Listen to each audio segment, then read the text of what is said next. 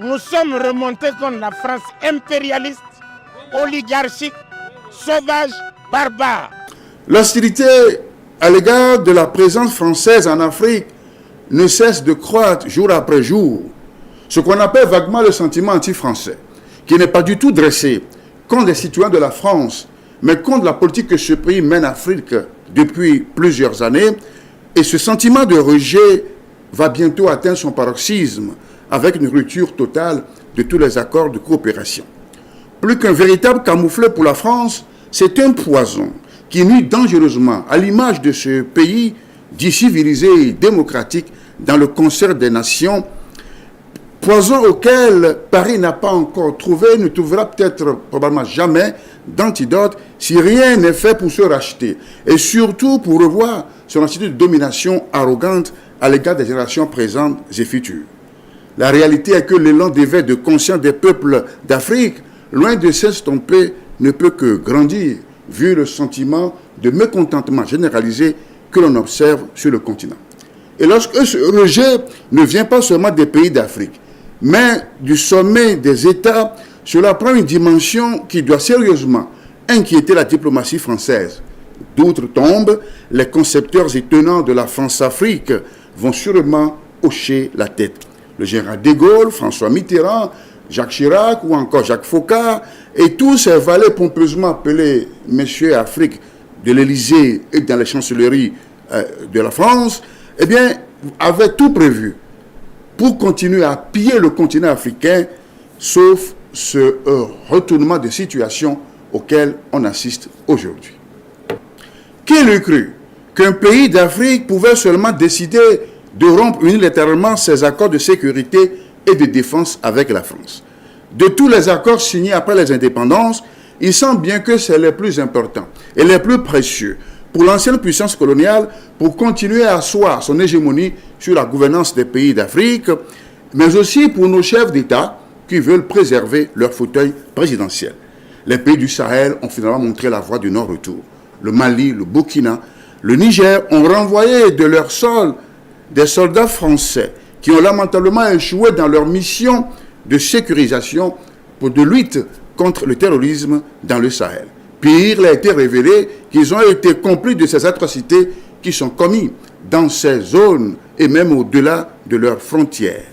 Annoncé à surprise générale ce 28 novembre 2024, la rupture des accords de défense entre le Tchad des Déby Itno et la France, quelques heures seulement après le départ du chef de la diplomatie française dans N'Djamena. Un membre important du Sérail, dans la capitale tchadienne, a du mal à cacher sa stupéfaction. Lui aussi, dit-il, comme tout le monde, a appris le communiqué d'Abderrahmane Koulamala, le ministre des Affaires étrangères du Tchad, annonçant la terrible nouvelle de la rupture des accords de défense avec la France. Et comme si cela ne suffisait pas, le Sénégal aussi a demandé le même jour le départ des militaires français présents sur son sol, mettant ainsi fin à plusieurs décennies de présence historique sur le terrain. Une demande de retrait qui coïncide avec le souvenir des massacres de Tiroy, où d'anciens tirailleurs sénégalais qui ne réclamaient que leur sort pour service rendu à la nation française ont été sauvagement abattus par leurs frères d'armes à peau blanche. Une autre injustice, expression de la volonté manifeste de l'ancienne métropole qui ne cherche que ses propres intérêts. Et ce n'est pas une lettre laconique de reconnaissance de ces actes odieux qui pourrait réparer les douleurs et les graves torts causés à ces combattants de la liberté à leurs proches. Ce n'est pas ça qui va changer la donne. Il est clair que sur le continent africain, l'image de la France reste suffisamment dégradée. Et très bientôt, elle n'aura plus de chasse gardée. Tout cela soulève des interrogations qui méritent des réponses mûries et approfondies. Pourquoi c'est seulement maintenant qu'on trouve la présence des militaires français encombrante pour la souveraineté de nos États? Quelle peut être la réponse des autorités françaises et quelle forme cela va-t-elle prendre? En fait, c'est une question de survie des intérêts de la France qui est en jeu. De quels moyens dispose-t-on en cas de représailles? Faut-il faire confiance à la Chine et à la Russie comme des alternatives crédibles? De toute évidence, Aucun pays ne peut évoluer aujourd'hui en autarcie, replié sur lui-même, sans ouverture sur l'extérieur, ne serait-ce que sur le plan économique. La géopolitique, la géostratégie du monde actuel impose forcément des systèmes de partenariat multiformes, basés sur des calculs d'intérêt. L'important est de savoir choisir ses partenaires en connaissant de ses intérêts. On le dit très bien, et le général de Gaulle l'a déclaré sans ambages, les États n'ont pas d'amis, ils n'ont que des intérêts. Et c'est très révélateur. Mais alors, où se trouve notre intérêt à nous? Telle est la question que doivent se poser constamment ceux qui sont aux commandes des affaires dans nos pays. Dans tous les cas, il ne s'agirait pas tout simplement de renvoyer les uns au profit d'autres, tout aussi vers eux. C'est pourquoi il ne faut pas trop vite crier victoire dans cette euphorie pour tomber dans les mêmes erreurs, dans les mêmes pièges.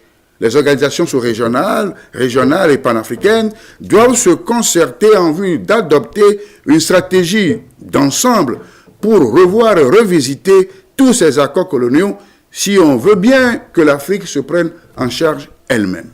Si on évoluait en rang dispersé pour demander la rupture de ces accords de coopération, l'ennemi pourrait toujours profiter des esprits faibles pour ralentir la marche de ce nouvel élan de la Renaissance africaine.